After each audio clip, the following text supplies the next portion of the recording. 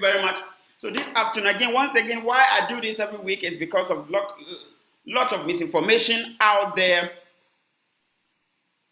on social media, especially. All right. So this is to help us to get accurate knowledge from the experts. All right. So every week, Saturday, 4:30 p.m.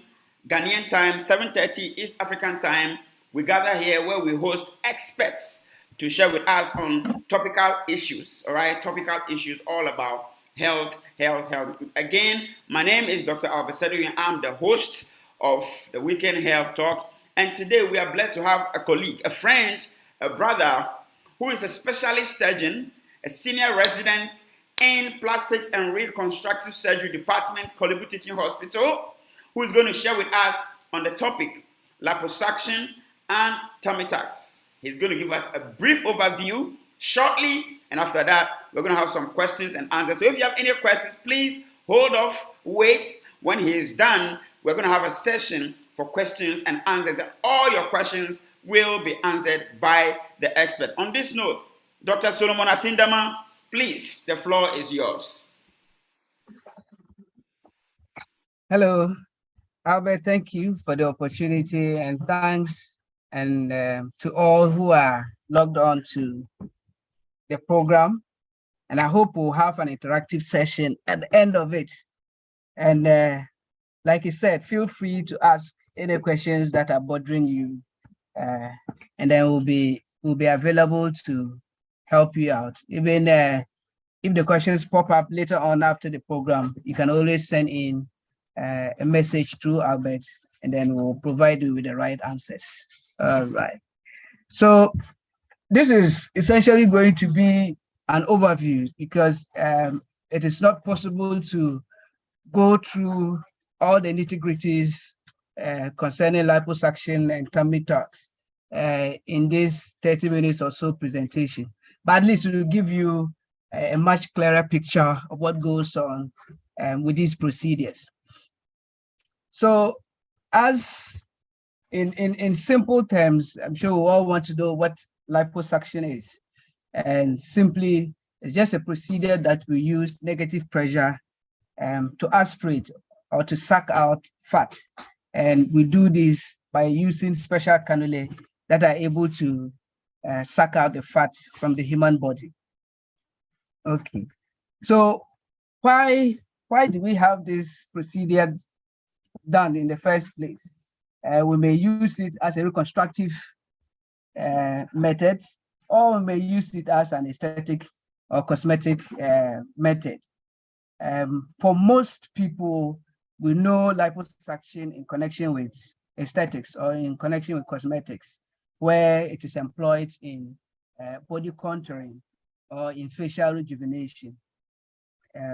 So basically, when it comes to body contouring, you want to kind of mold the body into a shape that the patient likes.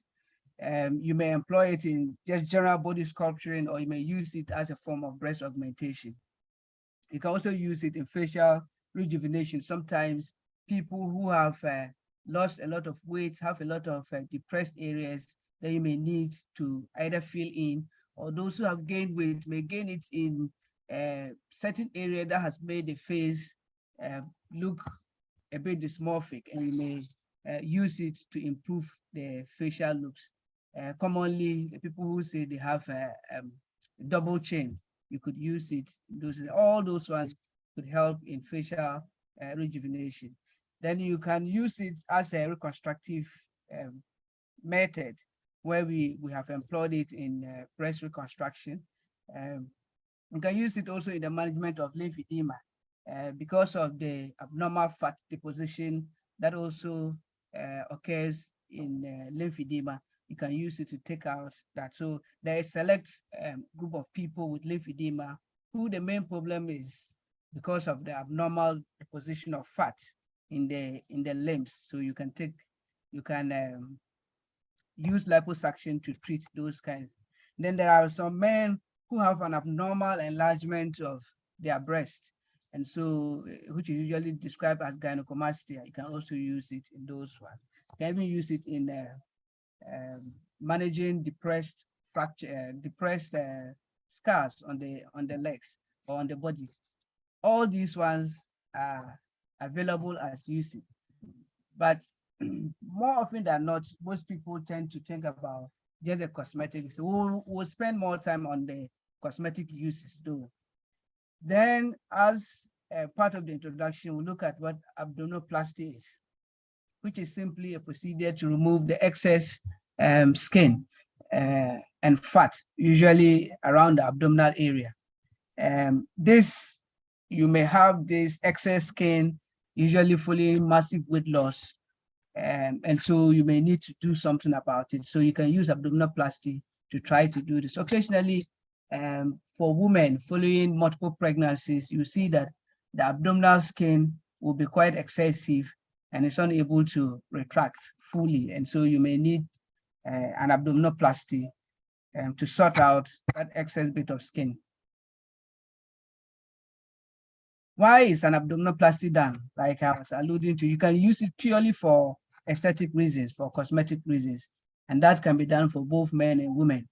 And then when it comes to patients who have lost a lot of weight, then they will by all means have excessive skin that is hanging around, and they will need these to be tucked in. Then you can also combine the abdominoplasty with liposuction, because more often than not, the things that lead to one or the other are interrelated. And so occasionally you may need to do both liposuction and then go on to do an abdominoplasty. As we go on, you get to understand that you will carefully select which patients you think can have only abdominoplasty, which patients may rather benefit from a lipo abdominoplasty, where those two procedures are combined. So we look at the basics of liposuction. And we're saying that it's one of the most common cosmetic procedures that are performed worldwide. In our center in Kolebu, it is one of the most common cosmetic procedures we do weekly. And on a weekly basis, we do about 4 to 5 every week. And so it is quite common, and it is a procedure that has moved from the earlier days where there was a bit of stigma concerning it to where we are beginning to realize that it has a lot more uses and a lot more usefulness than we are all assuming. Okay. And its main function is here to define and accentuate the body contour. Okay. You define the body shape. That presupposes that whoever is going through this procedure would have had have their basic body build, and then all you have to do is to help these areas be properly defined for the patient. So you remove where there are excesses, you take them off, and that allows the body contours to be visible for everyone to see. And sometimes when you take these fat, you can transfer it to other locations where the person may be desirous of, augmenting it. And usually most people transfer this maybe to the buttocks. Now, let's quickly look at some myths that people have about liposuction. Topmost among them is people talking about we can help them to lose weight, but it is not a weight loss procedure. Like I'm saying, it only improves your body shape or your body contour. Okay. If on average, most people will be able to take about 1 to 2 kilograms of fat, and that is not enough for you to lose the kind of weight most people are expecting that they want to lose. And so if your main objective is for weight loss, then liposuction is not your procedure. People see it as an easy way out. Yeah, I have all this fat here, I just want it out. So let me just come and sleep and you suck it out. It's not an easy way out. Mainly because one, it is not a weight loss procedure. And if you have problem, your main problem is with weight gain, you may be well advised, going on a program that helps you to lose weight before you consider doing liposuction. Then it's no use to treat cellulite.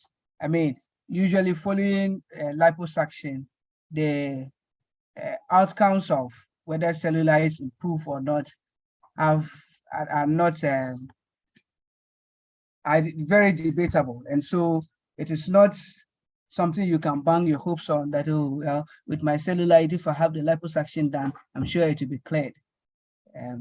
Then you can't use it to fix loose skin.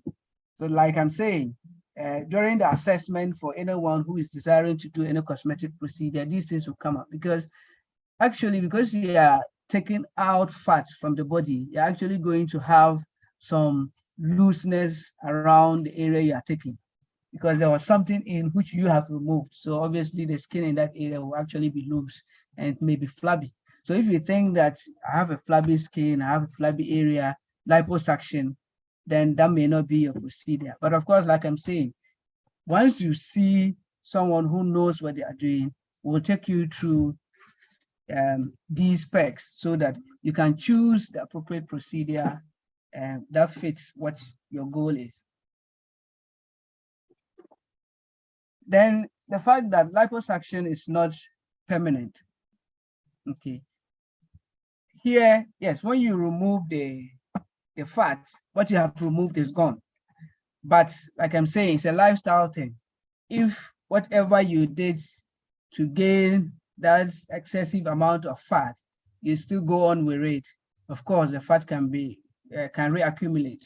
So it is not as though you've done liposuction, so forever I have maintained my figure. You have to put in the effort to maintain the figure you have gotten. So you may view it as a way to kickstart, or a way to, having started, that is a reward for you to keep at it.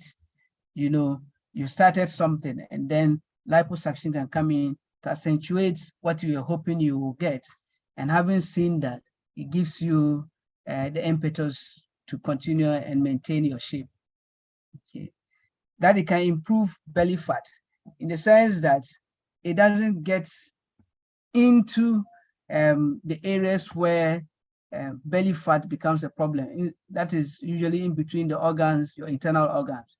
Liposuction does nothing to that fat. And so you may, if it is a big concern, liposuction is not the option, because it won't be treating that. It only treats the superficial fat, the fat that is above the abdominal wall. That is only used for, it's only women who patronize liposuction. It's an inaccurate statement to make, because there are a lot of men who are, walking around with a huge belly that is filled with fat. All these people can benefit from it. And a lot of them also have the love handles all around, and these will also benefit from it. Then you can die from liposuction.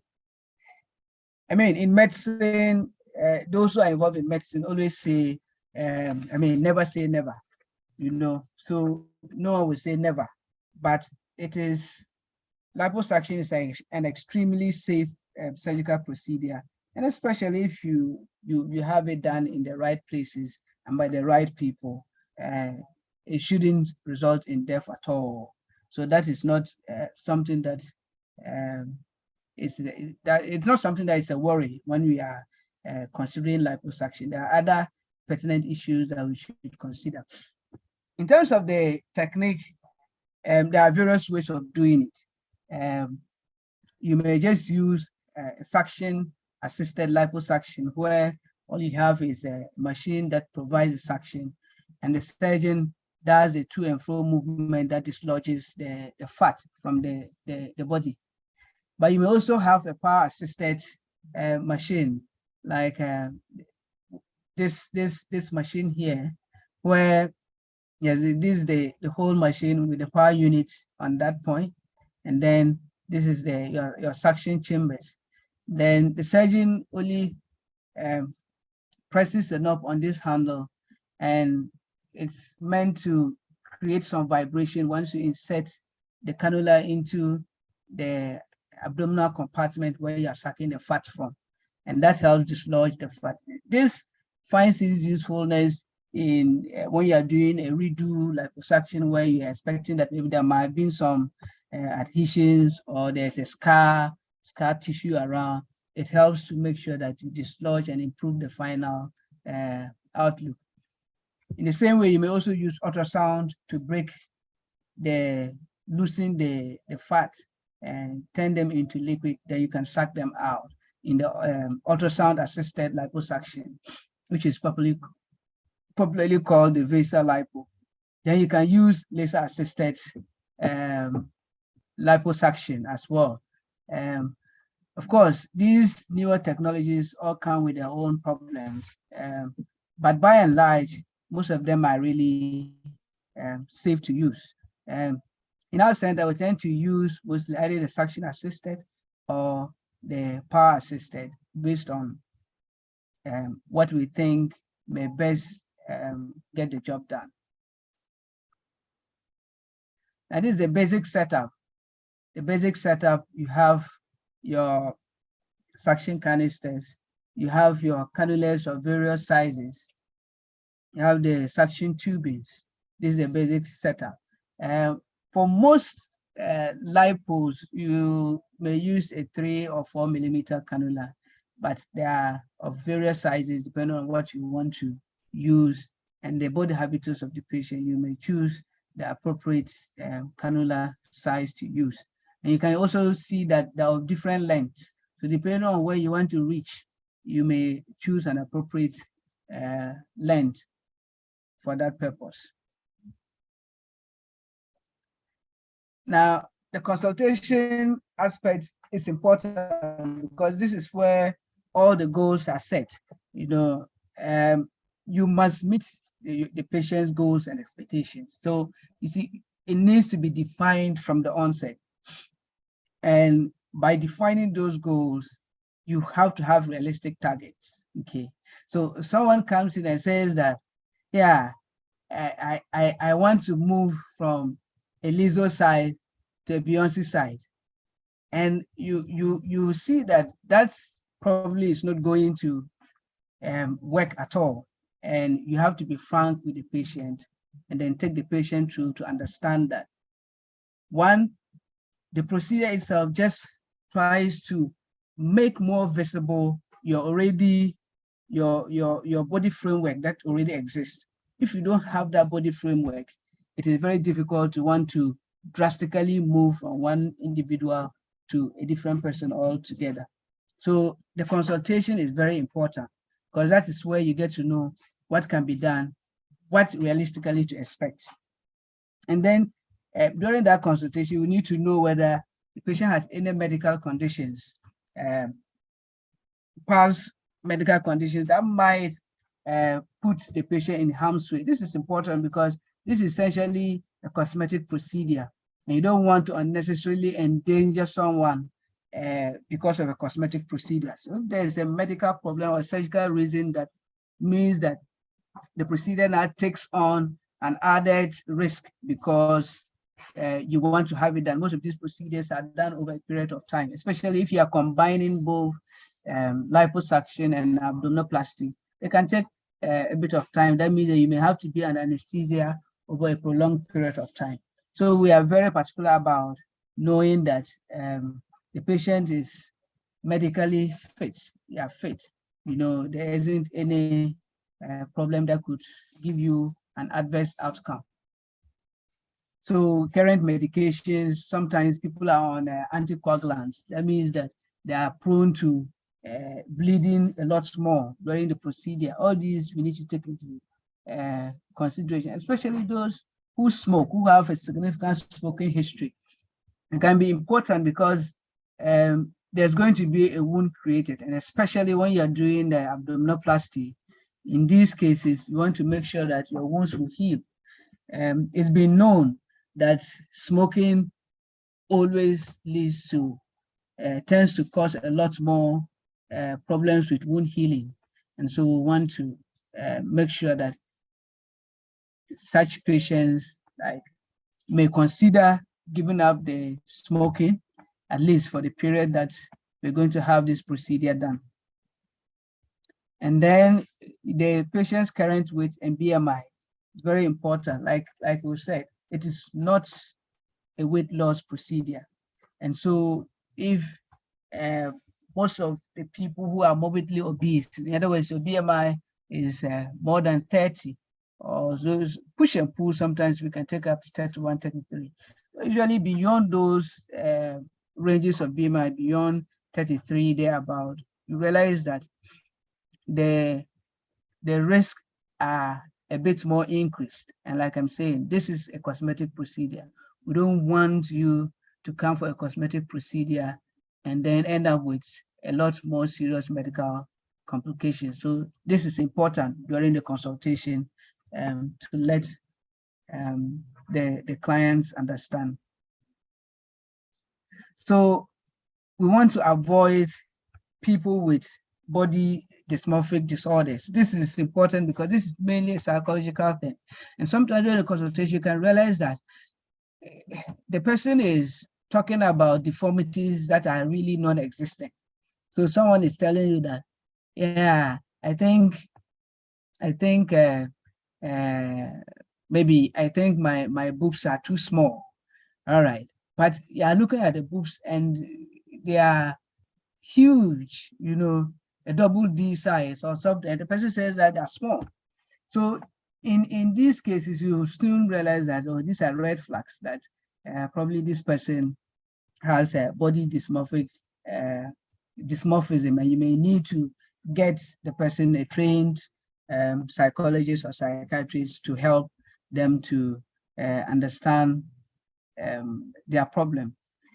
But by and large, you need during the consultation to look out for these ones because these are huge pitfalls.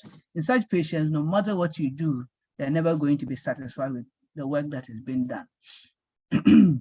The patients who are significantly overweight, like we've been saying, because it is incapable of weight reduction, can only attain 1 or 2 kilograms of weight loss. That is not enough. That is barely noticeable. Then people who are at risk of thromboembolic diseases, because one, if you're at risk of forming clots, what it means is that because the procedure is going to be a long procedure and the immediate period after, at least the first day or so, you virtually be in bed. This significantly increases the risk of you forming clots. And so we'll try to make sure that these are properly cared for before embarking on such a procedure. So who is the ideal patient? So the ideal patient for liposuction, you should have normal skin elasticity. In other words, when your skin is stretched and the stress that was stretching it is taken away, your skin should be able to go back to its normality. So yes, the fat has been there. The fat has stretched the skin. And once we suck the fat out, we expect that the skin should be able to fall back into place and then everything is back tight and nice. That is the ideal patient. Or in terms of weight, the person should be within 20% of his or her ideal body weight for at least 6 months. And that is important. So assuming that your ideal body weight is say 60 kilos, now to be within 20% of ideal body weight, that means that from about 60 to say about 72, 78, thereabout, it's good enough. It's ideal so that you can, once you do liposuction alone, you will see most of the body contours will be well, will be well accentuated for you to see. So, but occasionally it's rare for you to have an ideal patient. So sometimes you may push it up to say 30%, within 30% of the ideal body weight for at least 6 months. Yes, this is also a good client who will benefit from this procedure. Then during the examination, the surgeon will have to look out for a few things that we should need. Of course, apart from doing a general investigation to ensure that your patient or the person is fit enough for the procedure, you need to decide at that time whether following the liposuction, you may need to have the excess skin excised or not. Like I'm saying, there will be some looseness. But if we determine that your skin is elastic enough so that once we take it out, you should be able to, you know,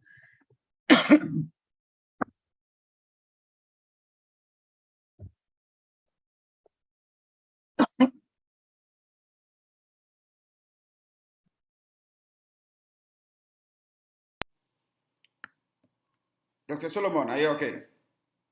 yes, I'm okay. All right, good. Thanks.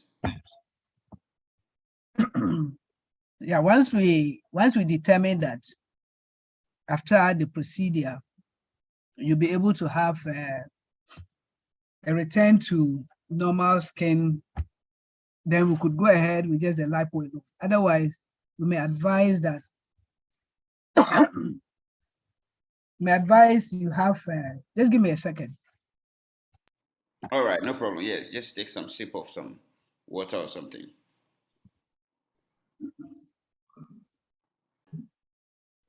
So Dr. Solomon will be back with us shortly. He's been talking for some time, so his throat is dry. That's what we're experiencing. So Dr. Solomon will be back with us in a few seconds.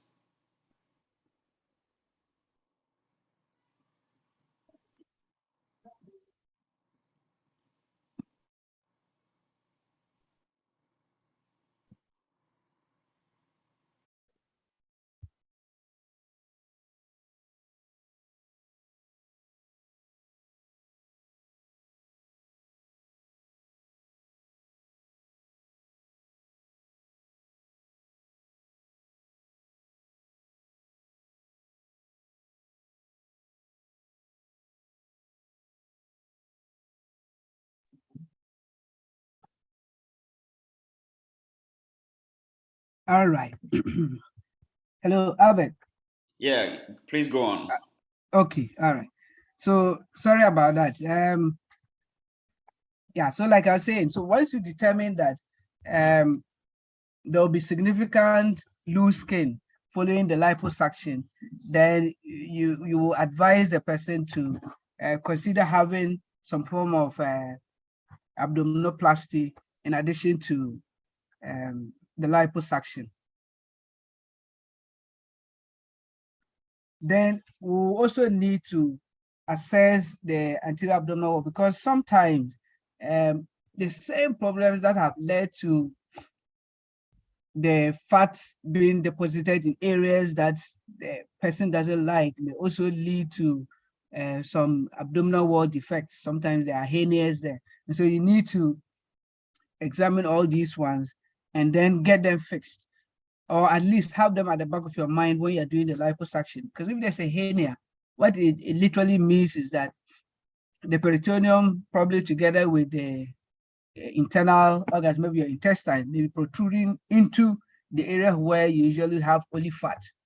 And if you don't take cognizance of that, you may actually go into them. And so you need to assess the patient for these to make sure that there aren't hernias. And if they are there, you mark out where they are and then you deal with them appropriately.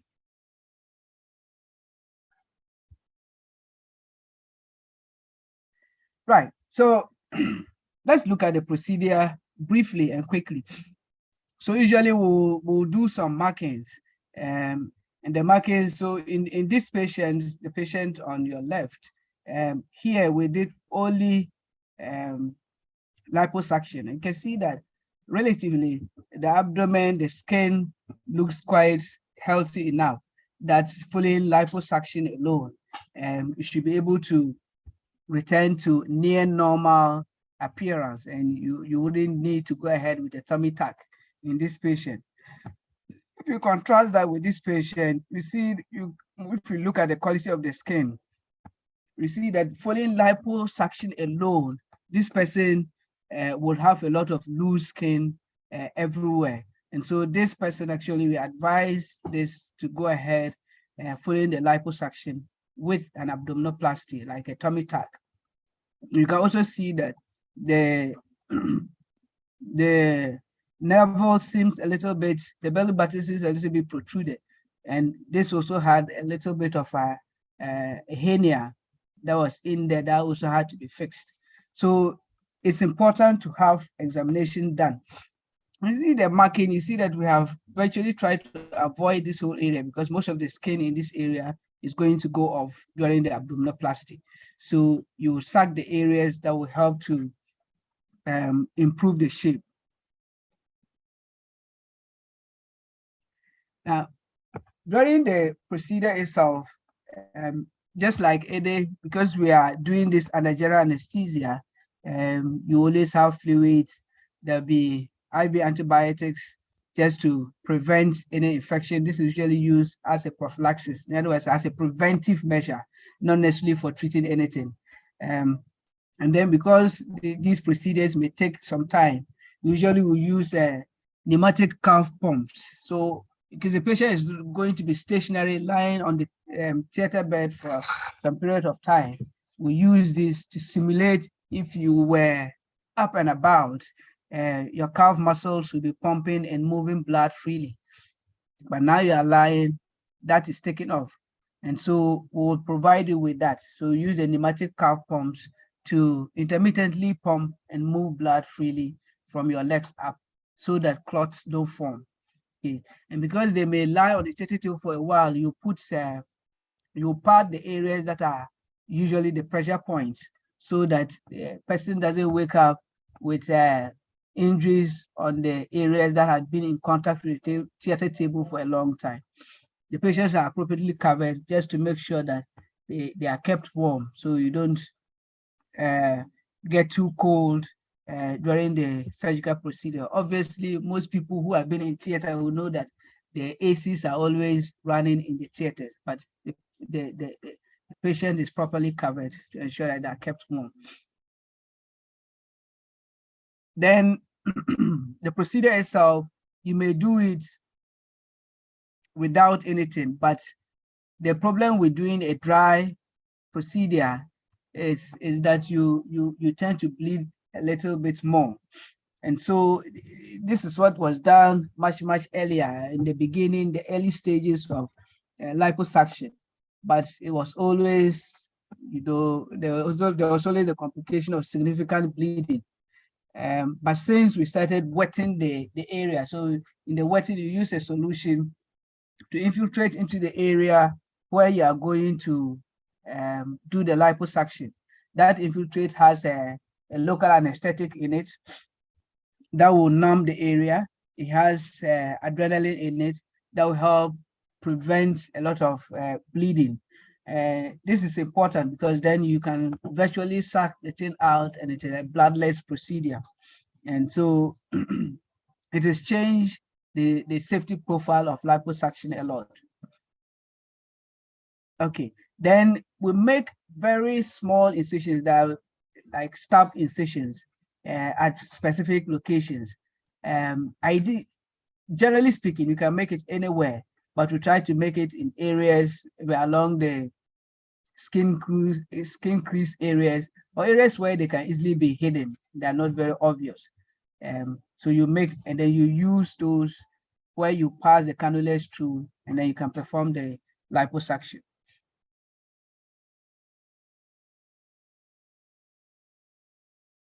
The procedure itself, like we're showing here, it's a technique that you have to learn. Okay, so following those stab incisions, so you see if you made a stab incision here where my cursor is, and then you insert your cannula through this place. This is showing the direction of the cannula. So you are sucking and fanning out like that.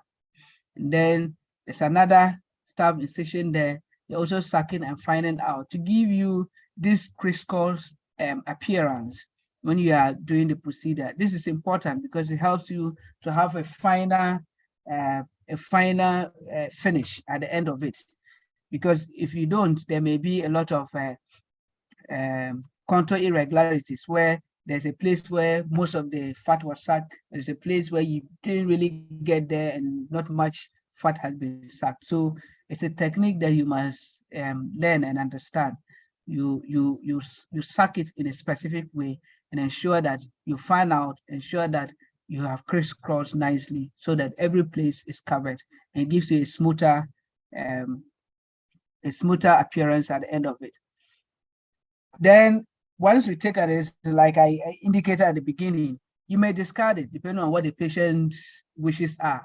But some patient may want you to transfer that fat somewhere else. And so then once you intend to transfer that fat, you are suctioning it into a sterile bottle, where at the end of it, you process the fat appropriately. There are various techniques of processing. You may use a centrifuge, or you may just allow it to sit and then have go through sedimentation, where then you can take out the fat and discard the rest of the effluent. Or you may also wash it and then take out the fat component of it, then you can transfer it. There are various ways to process it. Whichever way you choose, you just need to get it done properly. That's the most important thing. And then during the transfer procedure, you use small size syringes, probably a 2cc, 3cc syringe that you use for this procedure. And the cannulas for delivering the fat are quite smaller compared to the ones we use for the abdominoplasty. Most of the time, a 2 millimeter size cannula should do. So once you pass it in, as you draw it out, then you inject the fat. And so in the end, you are layering the thing, and this is how it will appear in there. This is important because it helps with the take of the fat that you are depositing in. So if you look at this picture, you see that with what we did, the right buttock, we transferred a bit of fat into it. And you can see that when you look at it, its projection is much better compared to the left buttock. Okay. Of course, we eventually did the left buttock as well, but just to let you see that just putting the fat alone, this is whilst on theater table. Of course, the outcomes are even much better as the days go by, and then the fat cells survive. Postoperatively, the wounds that we created, like I said, they are just stab wounds. They are very tiny wounds. You may leave them open. You may not need to stitch them, or you may choose to stitch them. Whichever way you choose, there is no difference in their final appearance. They will heal, and the scars are mostly very imperceptible. Plus the fact that we put it in hidden areas along skin creases where there won't be a concern to the patient. So it will virtually be a scarless procedure when we're dealing with the liposuction. Then the patient you have to wear a compression garment. Usually we'll put this on the patient on table. Okay, so for the first 2 weeks, you have to wear it all the time. Then for the next 2 weeks, you can wear it only at night. Okay, when you are going to bed. So during the day, you can be up and about, and then for the next 2 weeks, you can do just at night alone. You go back to your normal activities as you can tolerate. Most people are different, but by and large, on average, most people are able to tolerate full activities by the 3rd to 4th week after the procedure. Usually following it, you may go home the next day or the next 2 or 3 days, depending on how you've responded to it and your pain thresholds. Most of the time, because we had infiltrated with the pain killers and all that, most people don't have a lot of pain following, and probably 2 days after the procedure are well enough to go home without any issues. But what you must avoid following the surgery is to go swimming or to go and soak yourself in a bathtub. Now, the reason being that, like I said, the stab wounds we made to do the liposuction, most of the time we may not close it because they're very tiny wounds. And within the first week or so, they are not completely closed yet. So going into soak yourself in a bathtub or to go and swim, water may seep through it. And so you try to avoid that until those are completely closed. That is usually after a week. Complications. Every procedure may have complications, and so you will need to talk about it. One, mainly in the first, from the time of the surgery to about a day or two, the major ones that will concern you is complication related to anesthesia. Like I said, most of them will be put to sleep, so you may have a bit of complications from maybe undiagnosed medical problems. But that is why you have to go through the assessment. And that's why the consultation period is very important. Because if there's anything that might be a problem, this will have been seen and taken care of. Occasionally, and very rarely, you may have serious complications like fat embolism, where maybe the fats that is being deposited, some of it may inadvertently get into a blood vessel and be transported up through the heart and into the lungs, and that can be a serious problem. But again, these are rare procedures, and in the hand, these are rare complications. In the hands of those who know what they are doing, you won't be having this. It's a very, very, very rare complication, but it is a serious complication, and that is where you have to take charge of it and make sure that if you are intending to have some of these procedures, especially following liposuction, if you want to have a fat transfer done to the buttocks, yes, then get it done at the right place and by the right people. Occasionally, you may have infections, and that is why we usually would cover with the antibiotics so that we can prevent these ones. You may have collections in between the procedure that you have, the abdominal wall, and that is where using the compression garment is important, especially within the first 2 weeks. So we tend to use it every day within the first 2 weeks just to make sure that we'll close up any potential space that may allow some fluid collections there from happening. Occasionally in the later stages, probably weeks to months, a few people may have disordered sensations around the area that was operated upon. Most of these will resolve. And then having contour irregularities are not uncommon. But like I'm saying, you need to take charge of this by your technique itself. And so that's what I was describing about you suctioning in such a way that you fan out and then you crisscross. Okay, so you can avoid these contour irregularities. Okay, in terms of fat transfer, yes, a few things can go wrong. So maybe usually the fat that has been deposited, some of it may not survive. And so it will appear like you have lost the projection that you had gotten following the procedure. If this happens, you may need to have a repeat procedure done. But usually you give it a waiting period, allow the tissues to recover adequately before you go on. Usually we say about 6 months is good enough. And then you can have the repeat procedure done until we have the picture that you are looking for. Sometimes you may have the deposited fat being necrosed. And once you have an area of dead tissue, you may have the body putting calcium salts there. And so it looks like you may feel hard in that area. That may happen with fat transfer. And like I mentioned, you may also have the fat emboli, okay, the fat embolism, which I had talked about, but this is quite a rare procedure, a rare complication. So something brief about tummy tucks, right? So just as an overview, you may have the traditional methods where you are, I mean, the differences come with the extent of your incision for the abdominoplasty.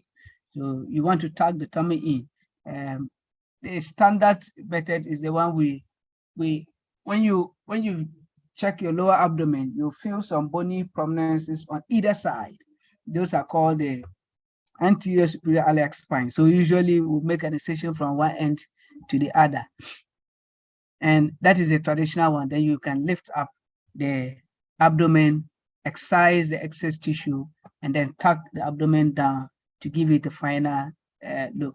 Or you can do the mini, where the person just has just the lower abdomen alone that needs the tuck. And so you do a relatively smaller incision and you're excising just a small bit. Your dissection usually will not be as extensive. So I would call it a mini abdominoplasty. And then you can have the extended one. So this is usually for the people who have massive weight loss. So they have a lot of skin hanging around the abdomen, from the back, everywhere. And this needs to be excised. They will need an extended abdominoplasty. Sometimes the incision can go up to the back. The standard one, you won't see the incision going beyond your flanks. Okay, going beyond your sides, usually in the front area. But in the extended one, you may have the incision going even to the back because you need to excise all those loose skin. Just like we went through with the liposuction, you need, during the consultation, we need to look out for most of the things. You want to be sure that the patient is fit, okay, because again, it's a cosmetic procedure. You don't want to unnecessarily expose the patient to harm. So you need to make sure that medically the patient is fit for the procedure. The person is smoking, they need to give up that smoking. Because, like I said, smoking, cigarettes, tobacco, whatever it is, has been known to cause a lot of wound complications. And if you persist in it whilst going through this procedure, you're definitely going to end up with a lot of complications concerning the wound. If the wound doesn't heal very well, it breaks down, and there are a lot of scarring and all that. So you really don't want to go down that line. And then your weight or your current BMI shouldn't be greater than 33. If your BMI is greater than 33, then you're at risk of developing a lot more complications, especially wound complications. The wound will heal as appropriately, and there'll be repeated wound breakdown, and it is not, very good. Then, if it comes to women, it's important to know if the woman has completed the family, if they still have plans to have children going forward.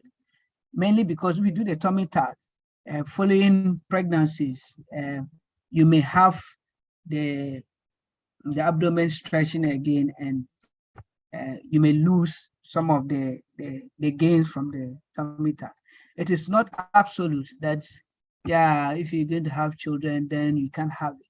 But it's advisable that if you still have the thoughts of having children, you may complete that before you go through it. And then for everything, you need a thorough examination just to make sure that it is safe. So now, if you look at this is how your muscles are arranged normally. Okay, but in people who may benefit from tummy tuck or abdominoplasty, you will see that these muscles that should be close by each other nicely like this, with the midline in there, are separating. Okay, and this separation, this is what we call the diastasis recti. So the rectus muscles are moving apart. So there's a diastasis between them.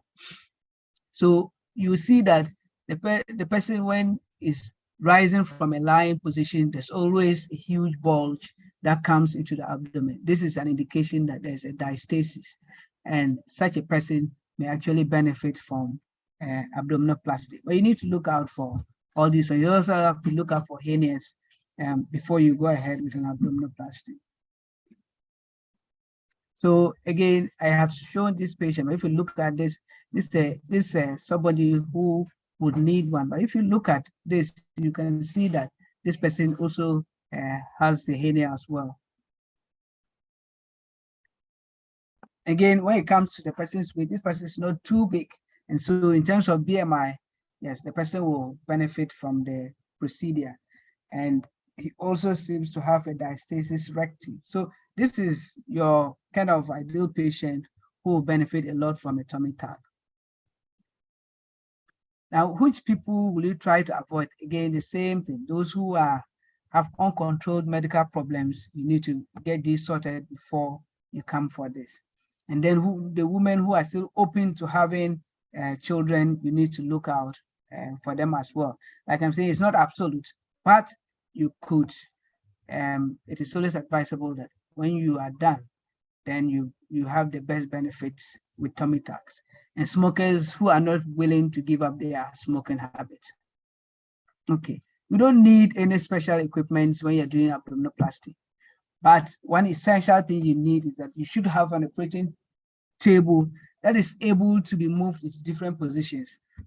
Because usually at a point during the procedure, you have to break the bed and move the patient to a semi-sitting position that will allow you to be able to tuck the abdomen in. So this is needed. Okay. Now, in doing the procedure, so this is what I was describing about the standard abdominoplasty. You make the incision from there to there, you know, and that is really well hidden in the bikini line, and that wouldn't be a problem. Okay, and then once you have done that, you see, usually we will now lift from that incision. You will lift the abdominal wall, remove all the fat. So you can see how we have lifted the abdomen, removed all the fat. And then around the navel, you dissect around the navel because you need to preserve the navel. You don't clear the navel together with your surgical procedure. Then once you have this nice and cleanly done, the next thing is to repair where the diastasis is. You know, we had said that sometimes the muscles are pushed apart and you need to repair those ones. This is where you do that repair. Usually repair in 2 layers. You can use a delayed absorbable suture or any of the non-absorbable sutures. Then you will excise the excess and then you re-drip the abdomen. Okay, and now finally you recreate your new navel, a new belly button for the patient. And this your final closure. And usually we'll put in a drain just to ensure that there's no collection between what we have done, so that it doesn't lead to problems, leads to complications. So you put in a drain. Usually we'll remove the drain by day 2, or if it is keeping long at all, most of the time by day 5 to be out. Okay, so after surgery, you will have to be in this position. Okay, this is in medical terms, we usually describe as the Fowler's position, but basically the bed has to be inclined at an angle. This is important because remember, it was in this position that we closed the skin.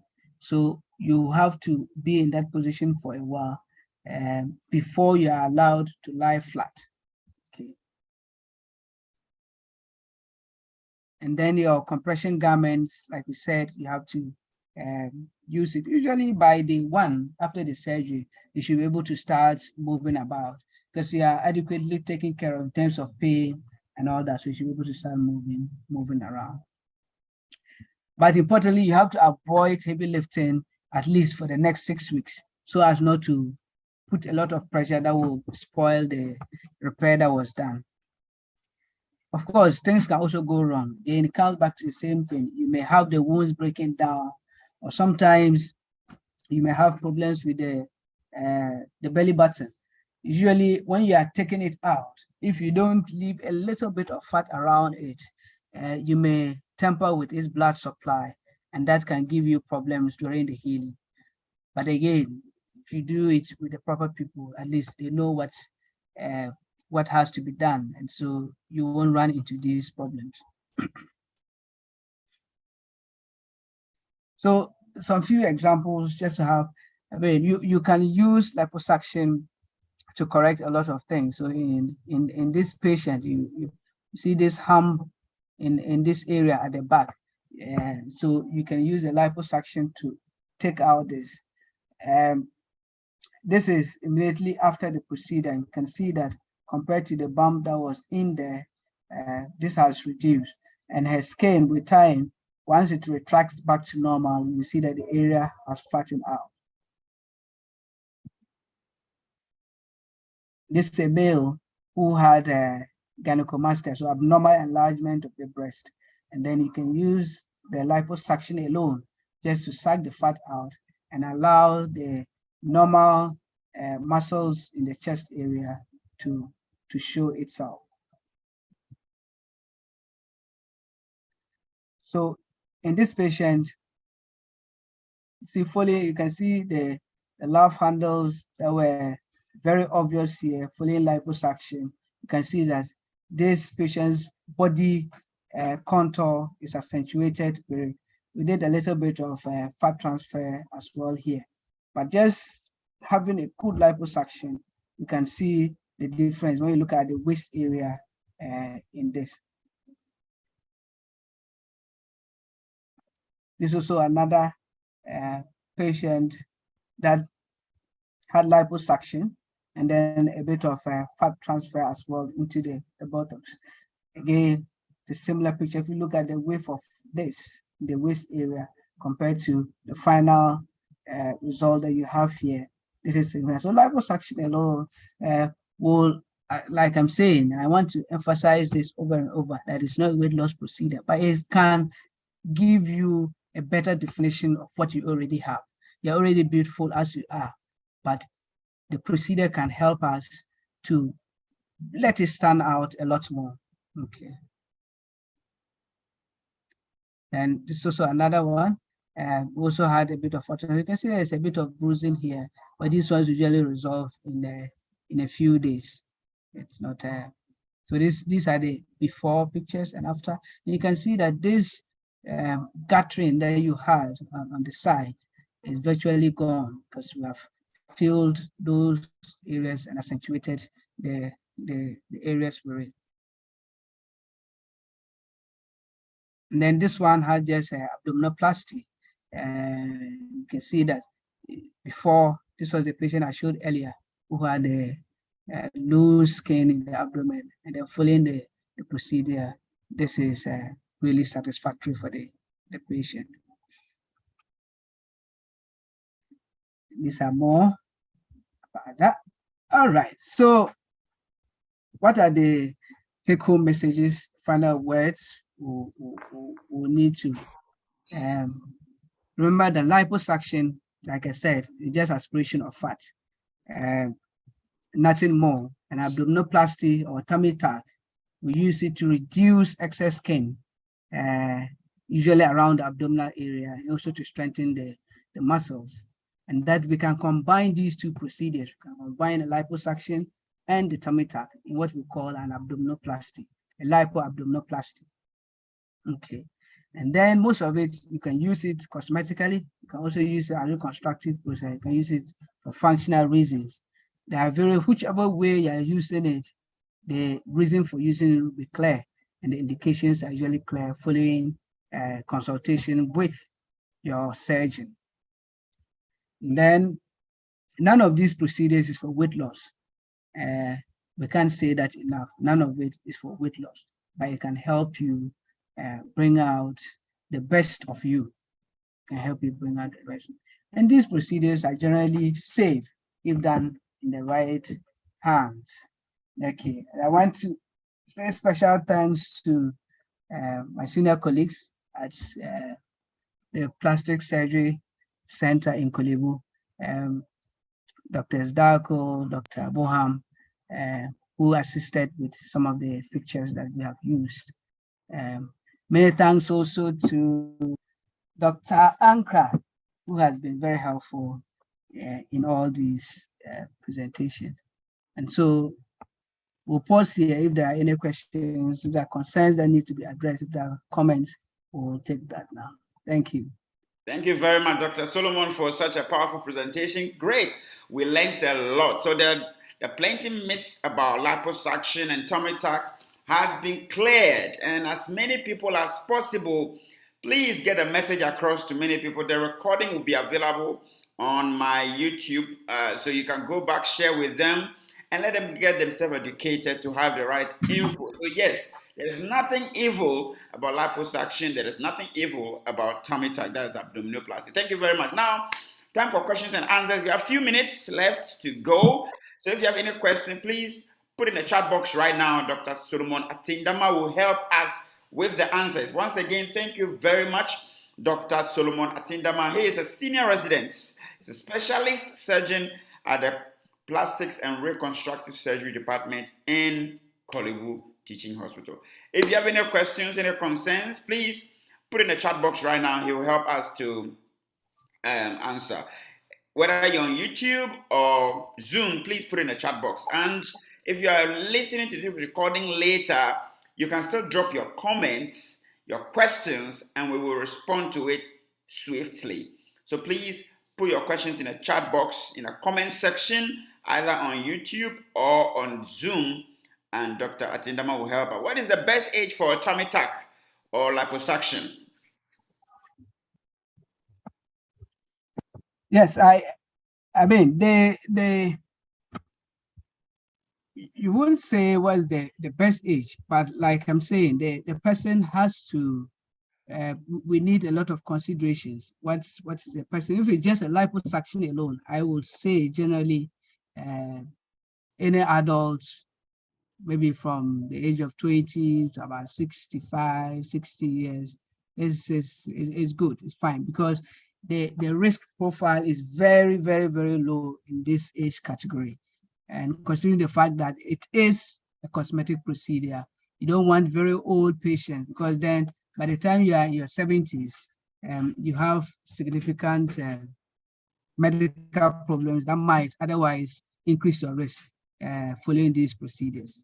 But by and large, any adult from 20, 60, 65 is fine. Somebody wants to know what's the cost of each of the procedures. Right. So when it comes to cost, if I give you a blunt figure, it really can be misleading. But by and large, on average, you may be looking between 30, 35 to about 70,000 Ghana cedis. Okay. Usually, because most of these procedures, the range is that much because you have to assess the amount of work that has to be done. Okay. There are some people where it is, you're not going to do so much. It is the area to be sacked is not so much. And so your anesthesia time is also going to be short. And so these are significant considerations. Sometimes someone that you have to do the full body. Okay. You're doing abdomen, you're doing back, you're doing the flanks, you're doing thighs, so this is like a full workup, and those can take several hours under anesthesia, and those will be a bit more expensive. Again, your body build, a smaller looking person compared to a tall, thick person, all of that are taken into considerations, and all of these you have the discussion during the consultation, so that all these can be ironed out before going forward. I mean, the consultations, you can always come into our center at any time. You can arrange a private consultation at your convenience, or you can come in during our regular consultation hours, which are usually Mondays, Tuesdays, and Wednesdays. But like I'm saying, you can have a private consultation that suits you. You can always arrange that. It's not a problem. All right, Doc, if you've had 3 CS, is it advisable to do a liposuction or a tummy tuck? Right. So looking at what we have discussed so far, if following that, you think that you are done with your with childbirth, and you don't consider that you will have it again, we can go ahead with an abdominoplasty. But if you also look at, and the skin quality is still very good, and it means that just doing liposuction alone will still allow you to get similar results. You may have just a liposuction alone. But the key is that you must be properly assessed. Okay, you must be properly assessed. And then the findings, will communicate the findings with you, and then we'll decide together. Occasionally, you end up realizing that, okay, well, let's do liposuction, but we'll do a bit of a mini abdominoplasty in addition. So whichever way it fits, once you have made up your mind, we can help you arrive at the best option for you. All right, Doc, is there any future health complications from liposuction? All right, so in terms of future, no. Like I'm saying, apart from the ones that I mentioned, occasionally, like I said, liposuction is very, very, very safe in the sense that you're really not breaching anything, you're not breaching any body cavity, you are, so to speak, in a superficial area. One of the ones that may happen may, because you have done a procedure there, there may be a little bit of disordered sensation in the abdomen, but that usually resolves with time. But you don't really have future health problems just because you've had a liposuction done. Not really. It doesn't put you at risk of serious medical problems going on in the future. All right. Can hip dips be corrected with a liposuction fat? That means the hip dips, can it be corrected with a fat transfer? Yes, sure. So you see, one of the patients that I showed, you realize that the before the transfer, the hip dips were quite significant, but after you had done the fat transfer, you realize that most of that had disappeared. Yeah, so you can use that. So you tend to fill up contour deformities. Yes, so you can use it for that. So you just suck out the fat and transfer it to those areas. Can one carry out tummy tuck more than once in a lifetime? Yes, you can. Is it safe to do a tummy tuck after hysterectomy? And how long do you have to wait before going to do it? Right. So after hysterectomy, again, we advise, well, it will depend on how your healing went. Do you have any complications? Do you have any complications? So let's assume that you went through it and everything was smooth. You healed in good time and all that. We say about 18 months to 2 years is good enough for you to be able to have a tummy tuck done and safely. Then the point on whether you can do more than once, yes, you can do more than once. We've done redos following abdominoplasties. Yes, you can do a redo. You just need to make sure that whoever is doing it knows what he or she is doing. So get help at the right places. It can be done safely. All right, please, if you have not given birth before, can you do the liposuction and still later conceive? Absolutely, you can. You can, like I said, we're really not doing much to the abdomen. All we have done is take out the fat. Okay, the abdominal wall is not breached, and so most of them should be fine. You can have it done and later on have your children. In future, if you want to even have a repeat procedure done, it can be done. It's not an issue. How long after CS should you wait to do a tummy tuck? Okay, so it's a similar thing like we're saying about, you need to decide that you have finished having your family, your children. And so if that decision is taken, yes, for CS, maybe after about a year, it's safe enough to go ahead and have a tummy tuck done. Yeah. All right. Thank you very much. Even able, do we have any questions? The presentation has been very clear, straight to the point, very detailed. Everybody who was on the call, I'm sure you got value. But if anybody has final questions, please drop them now.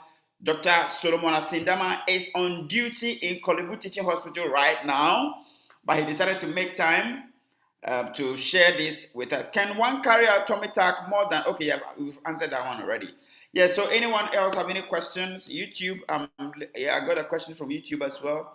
All right, for the side effect, he said no, generally no side effect, but the caution is make sure the tummy tuck or the liposuction is done by a professional.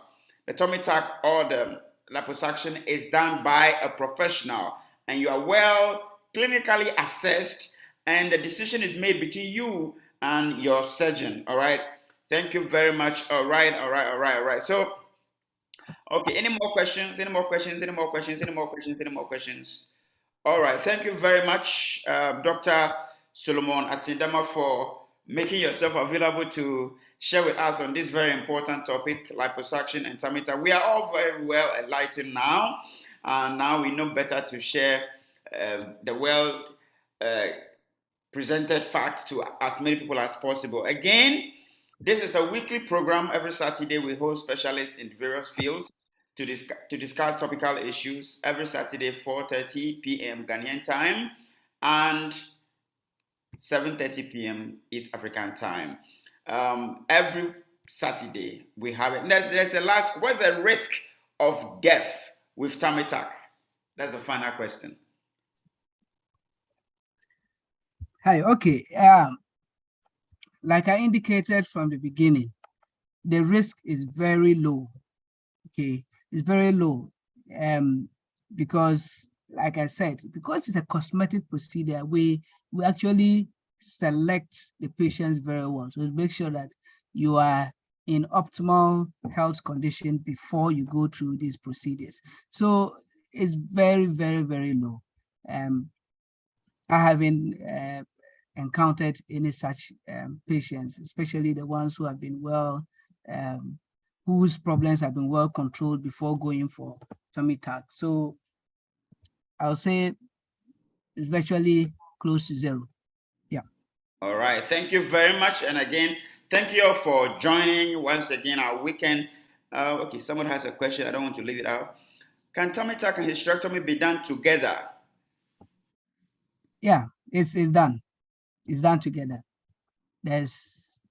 We do a number of them like that. So usually for us here, we'll do it together with a gynecologist.